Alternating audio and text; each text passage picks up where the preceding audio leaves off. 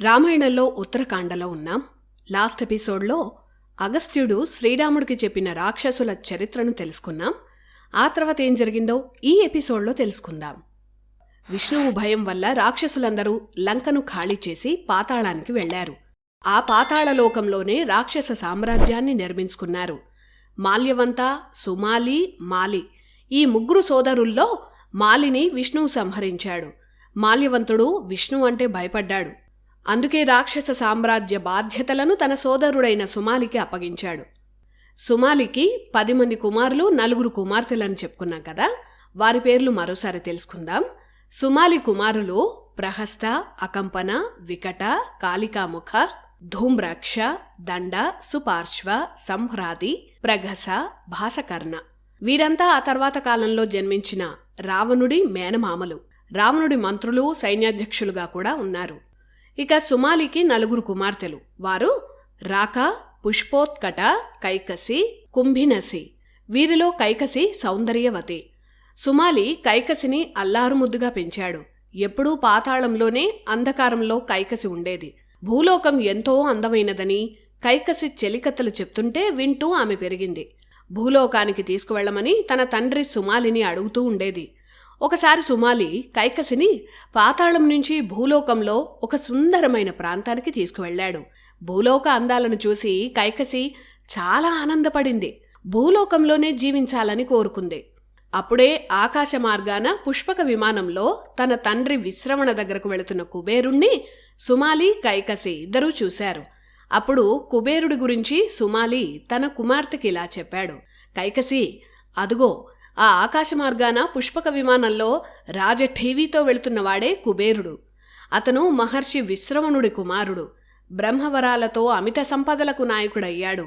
మనం ఒకప్పుడు రాజభోగాలతో నివసించిన లంకను ఇప్పుడు ఆ కుబేరుడు పాలిస్తున్నాడు. కుబేరుడు లాంటి గొప్ప వారసుడు మన జాతిలో ఉంటే మళ్లీ మనం పాత వైభవాన్ని చూడవచ్చు అని కైకసికి ఆ వైభవాన్ని చూపించి ఆమెలో ఆలోచన కలిగేలా చేశాడు. కుబేరుడు లాంటి శక్తివంతమైన కుమారుడు కావాలంటే ఏం చేయాలి అని కైకసి తన తండ్రిని అడిగింది. అప్పుడు సుమాలి ఇలా చెప్పాడు. కైకసి, ఇప్పుడు ఆ కుబేరుడు వెళుతున్నది తన తండ్రి అయిన విశ్రవణ ఆశ్రమం వైపే. ఇక్కడికి దగ్గరలోనే ఆ ఆశ్రమం ఉంది. విశ్రవణుడు బ్రహ్మదేవుడికి మనవడు. అంతటి శక్తివంతుడు కాబట్టే కుబేరుడు లాంటి కుమారుడు కలిగాడు. నీకు వివాహం చేసుకునే వయసు వచ్చింది. నువ్వు కూడా విశ్రవణుణ్ణి వివాహం చేసుకుంటే లోకాలను శాసించే గొప్ప కుమారులు జన్మిస్తారు అని సుమాలి కైకసికి చెప్పాడు. పాతాళం నుంచి భూలోకానికి వచ్చిన కైకసికి ఈ లోకాన్ని శాసించే కుమారుడు కావాలని కోరుకుంది. తండ్రి సుమాలి చెప్పిన మాటకు అంగీకారం తెలిపింది. విశ్రవణుడి ఆశ్రమం వైపు వెళ్ళింది. సరిగ్గా అసుర సంధ్య వేళ కైకసి విశ్రవణ ఆశ్రమంలో అడుగుపెట్టింది. విశ్రవణుడు ధ్యానం చేసుకుంటున్నాడు. అతని ముందు కైకసి నిల్చుంది.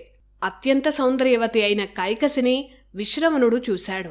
బ్రహ్మజ్ఞాని కనుక కైకసి వచ్చిన విషయం అతనికి తెలుసు. అయినా కైకసిని వివరాలడిగాడు. అప్పుడు కైకసి ఇలా చెప్పింది. మహర్షి, నా పేరు కైకసి. నేను రాక్షసరాజు సుమాలి కుమార్తెను. మిమ్మల్ని వివాహం చేసుకొని అమిత శక్తివంతులైన కుమారులకు జన్మనివ్వాలన్న కోరికతో వచ్చాను అని తన అభిప్రాయాన్ని కైకసి సూటిగా చెప్పింది. అప్పుడు విశ్రవణుడు ఇలా అన్నాడు. కైకసి, నేను నిన్ను వివాహం చేసుకుంటాను. కాని నువ్వు వచ్చిన సమయం అసురులు ఉదయించే సమయం కనుక నీకు జన్మించే కుమారులు ఎలాంటివారో చెప్తాను విను. నీకు భయంకర రూపం కలిగినవారు, భయంకర ఆకారం కలిగినవారు, క్రూర మనస్తత్వం ఉన్న కుమారులు జన్మిస్తారు. ఆ మాటలు విన్న కైకసి కనీసం ఒక్క ధర్మాత్ముడైనా జన్మించేలా వరం ఇవ్వాలని కోరింది. అప్పుడు చివరి కుమారుడు ధర్మాత్ముడిగా జన్మిస్తాడని కైకసికి విశ్రవణుడు వరమిచ్చాడు. అలా విశ్రవణ, కైకసిల వివాహం జరిగింది. కొన్నాళ్లకు ప్రకృతి భయంకరంగా మారిన ఒక ప్రళయ సమయంలో కైకసి తన తొలి బిడ్డకు జన్మనిచ్చింది. ఆ బిడ్డ ఏడుపే చాలా భయంకరంగా ఉంది. పుట్టిన బిడ్డకు 10 తలలున్నాయి.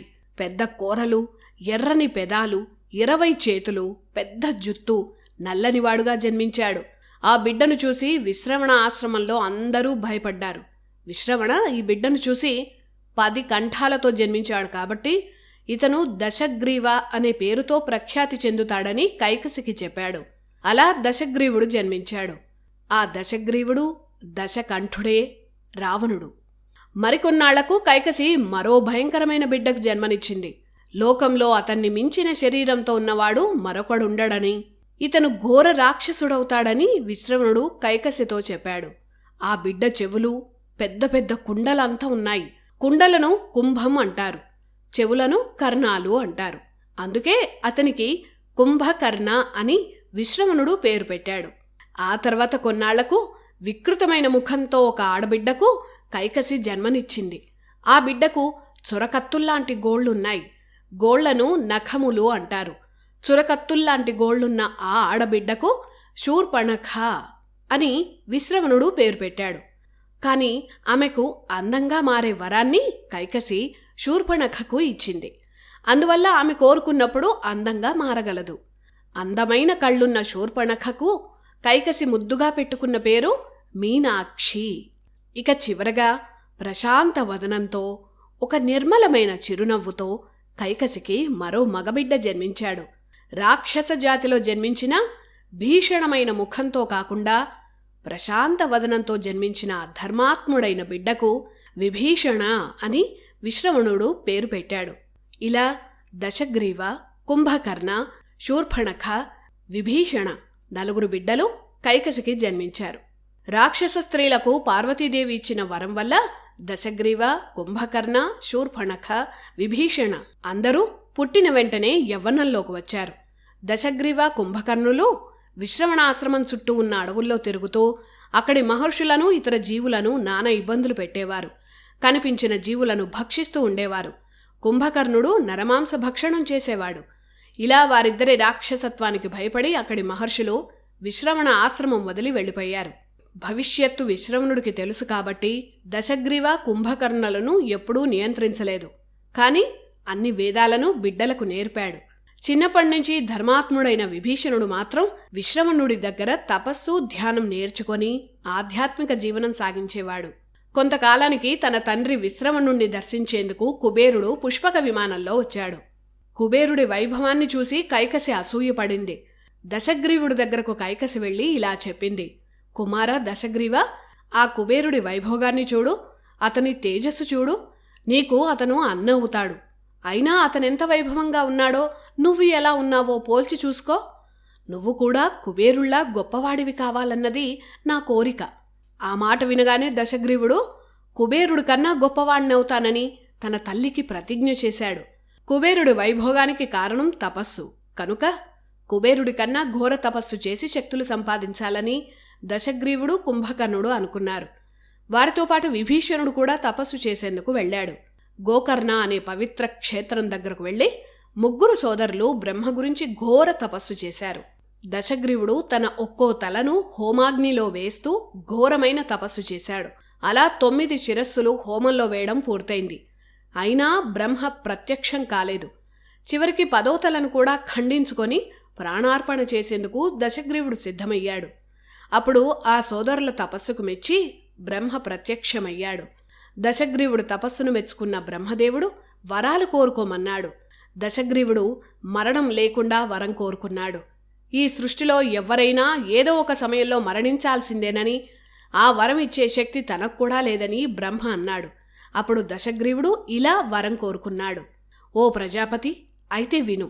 పక్షులు, నాగులు, యక్షులు, దైత్యులు, దానవులు, రాక్షసులు, దేవతలు ఈ జాతుల్లో ఏ జాతి చేతుల్లోనూ నాకు మరణం ఉండకూడదు.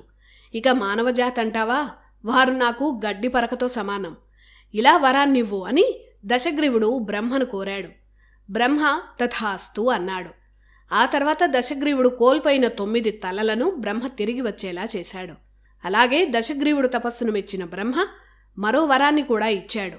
ఎప్పుడు ఏ రూపంలోకి కావాలంటే ఆ రూపంలోకి మారే కామరూప విద్యను దశగ్రీవుడికి బ్రహ్మ అనుగ్రహించాడు. మళ్లీ 10 తలలతో దశగ్రీవుడు అమిత బలవంతుడయ్యాడు. బ్రహ్మకు నమస్కరించాడు.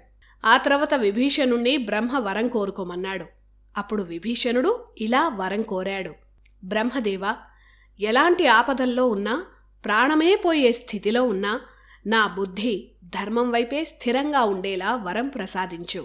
అలాగే కోరిన వెంటనే వచ్చేలా నాకు బ్రహ్మాస్త్రాన్ని అనుగ్రహించు అని విభీషణుడు బ్రహ్మను వరం కోరాడు. బ్రహ్మ ఆనందంతో తథాస్తు అన్నాడు.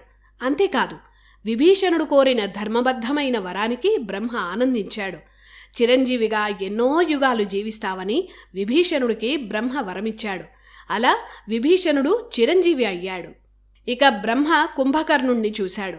వెంటనే దేవతలు అదృశ్య రూపంలో బ్రహ్మ దగ్గరకు వచ్చారు. కుంభకర్ణుడికి పొరపాటున కూడా వరాలివ్వొద్దని, అతను దేవతలను కూడా భక్షించి కడుపు నింపుకుంటాడని బ్రహ్మను వేడుకున్నారు.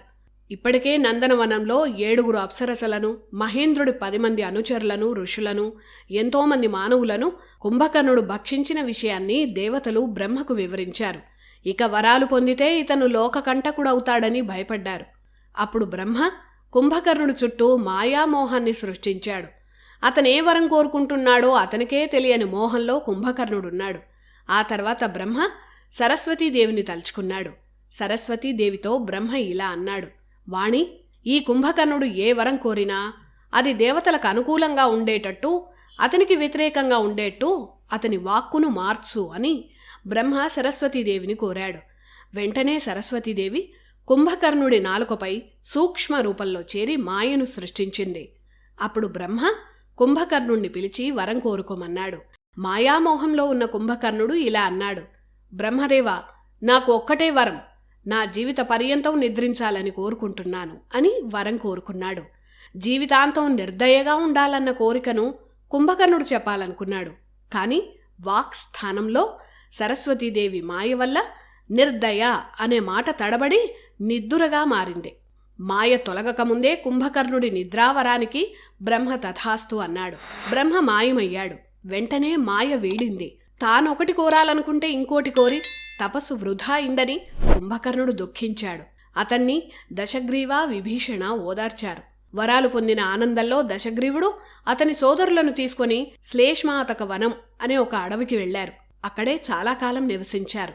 తన వారసులు గొప్ప గొప్ప వరాలు పొందారని తెలిసి పాతాళంలో ఉన్న సుమాలి తన మనవలైన దశగ్రీవ, కుంభకర్ణ, విభీషణ ఉన్న చోటికి వచ్చాడు. ఆ తర్వాత ఏం జరిగిందో నెక్స్ట్ ఎపిసోడ్లో తెలుసుకుందాం.